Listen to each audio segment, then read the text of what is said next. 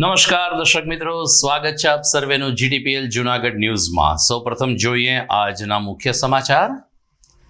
આમ આદમી પાર્ટી આયોજિત ઘેડ બચાવ યાત્રાનું સમાપન। અંતિમ દિવસે પ્રદેશ આગેવાનોએ ઘેડની નિષ્ક્રિયતા માટે રાજ્ય સરકારની કાઢી ઝાટકણી। 10 દિવસની કોંગ્રેસની પ્રશિક્ષણ શિબિરનું સમાપન। ખડગે અને રાહુલના માર્ગદર્શનથી હોદ્દેદારો ઉત્સાહિત થયા હોવાનું જણાવતા પ્રદેશ અધ્યક્ષ અમિત ચાવડા।